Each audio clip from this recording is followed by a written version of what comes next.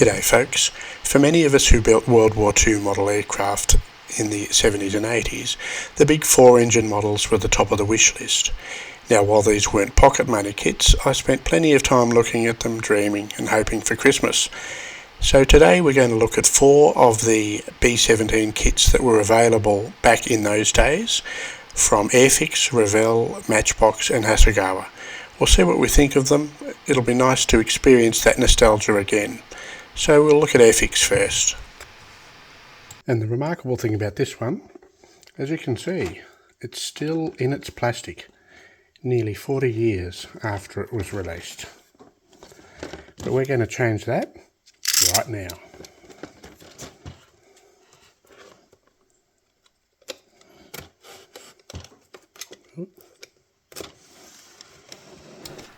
Sometimes I get a bit excited with the knife there, but you kind of expect that for a 39-year-old kit.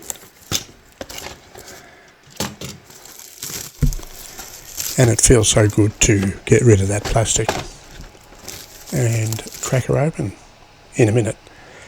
Having a look at the box, I remember doing this plenty of times 4 decades ago.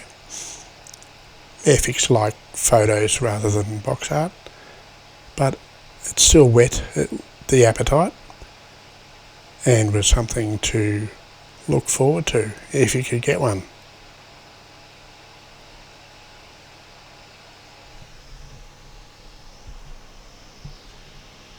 That's it.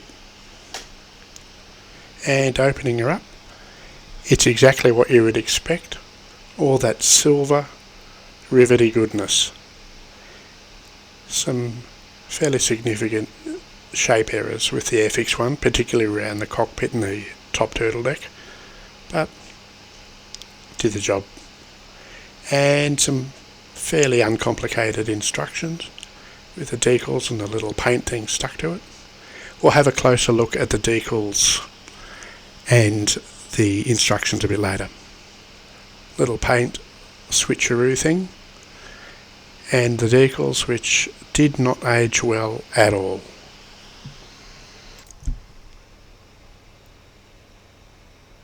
And here it is laid out. You might want to pause it for a closer look once the banner's gone to see what you might otherwise miss. And that's Airfix. The thing about this one, like the Airfix one, is it's still in its plastic.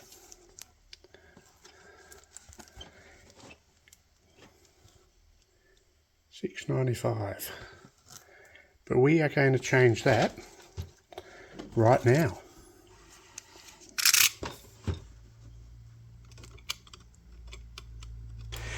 Now let's see if I can open it up without hacking the box to bits this time.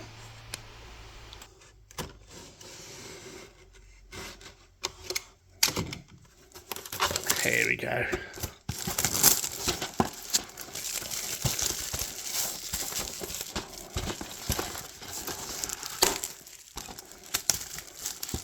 Remember that feeling?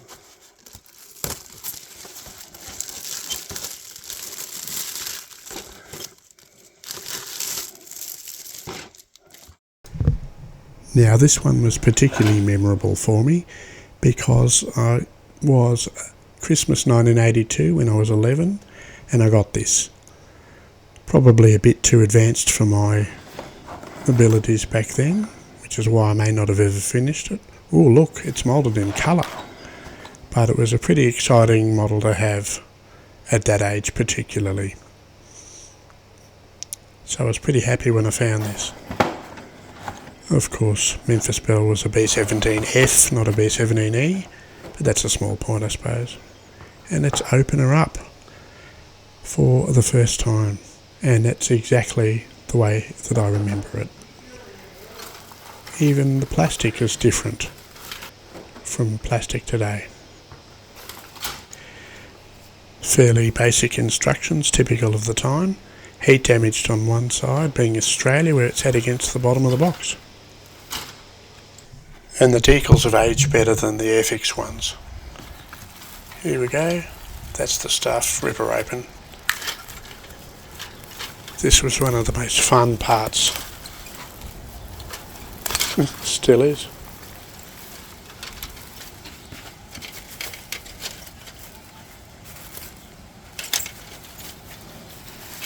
Yep, this certainly takes me back.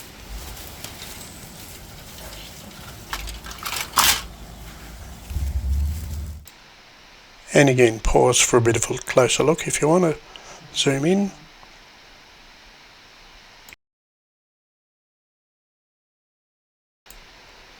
And then we come to my sentimental favourite, the Matchbox one.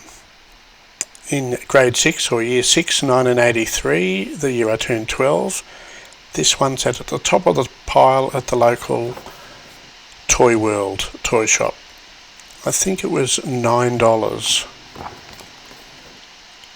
which was $9 more than I had most of the time, especially when I could get 3 of the purple range kits for that.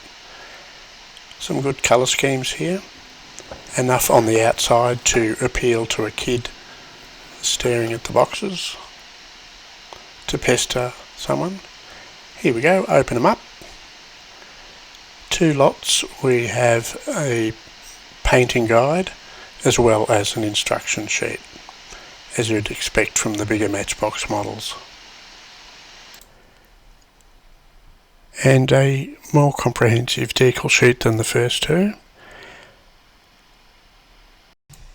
I wonder if the separate nose section meant they were going to do an F at some time. Now we come to the Hasegawa kit, which hands down wins the quality argument, but also a lot more expensive, probably twice what you'd pay for one of the Revell ones. Can't remember the Airfix price, but you certainly got what you paid for if you weren't a school kid.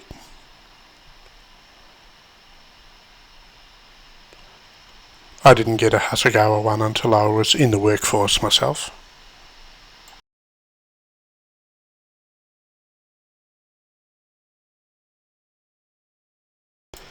And that's great box art. Even better than the Matchbox one, I think.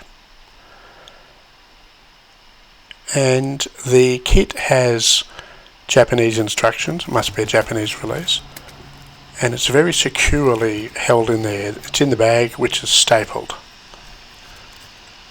But that won't stop us because I've got my knife. And I put my hacking skills here to very good use. I really like this kit. And this is what you got. I didn't think to take it out of the box for this one, but worth a bit of a look. And then we come to the instructions, starting off with the Airfix. Again, you might want to pause, have a look, or perhaps not, it's entirely up to you.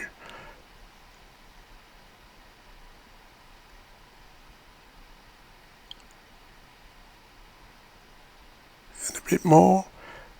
Those instructions are what you would expect from the time, but they got the job done. Now we look at the Revell one. Again, it's a B-17F, meant to be a B-17E according to the box. Fairly uncomplicated, and it shows the 60s philosophy of as many moving parts as possible, particularly control surfaces. Airfix had some movable control surfaces. I think Hasegawa even had a rudder, perhaps, and that was it. And here we go to Matchbox. Thank you, Scale Mates, for saving me having to try and get my scanner working again. And the paint layout, again, worth a look.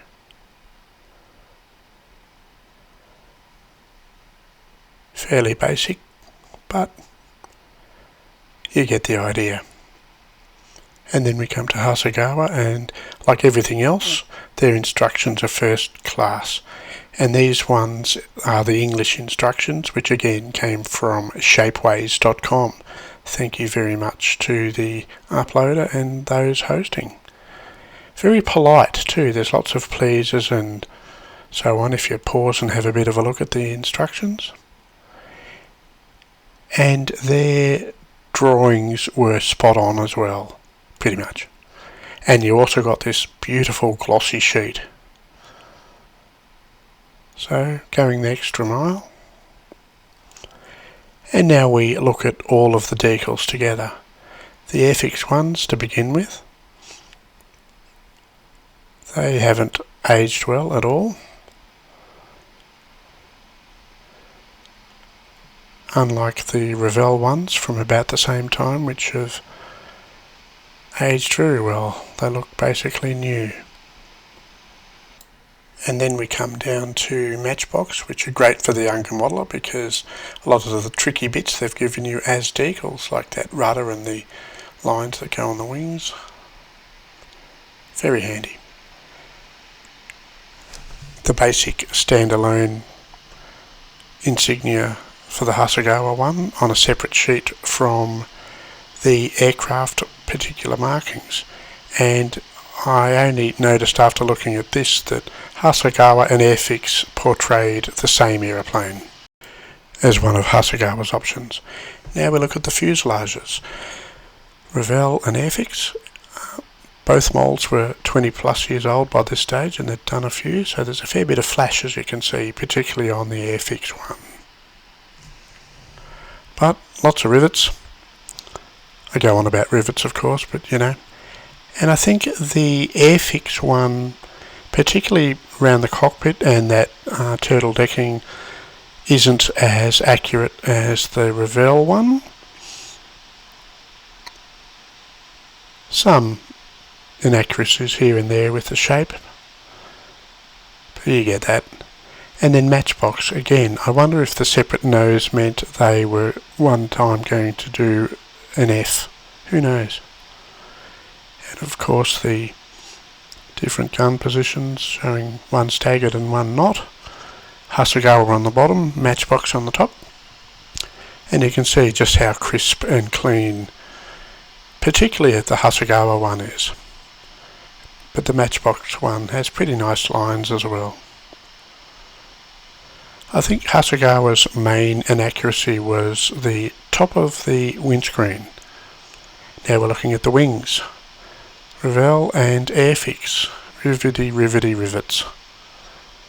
But has to be said, both of them built up to nice kits for kids particularly.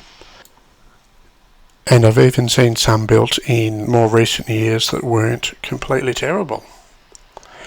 And then the wing uppers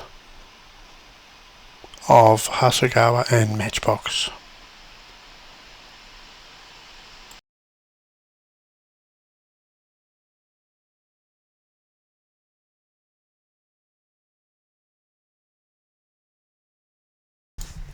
And we have Airfix and Revell underside of the wings, and you can see the different take on rivet placement and different turbo sizes. I'd have to check to see which is closer.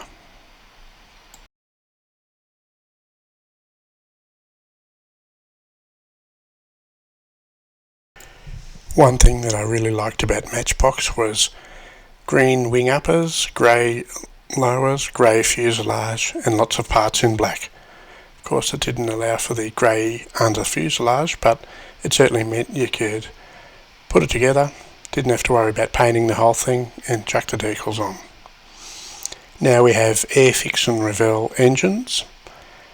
They're pretty good by 1960s standards. You can see the moulds on the poor old Airfix one are pretty worn by here. You can see all the flash.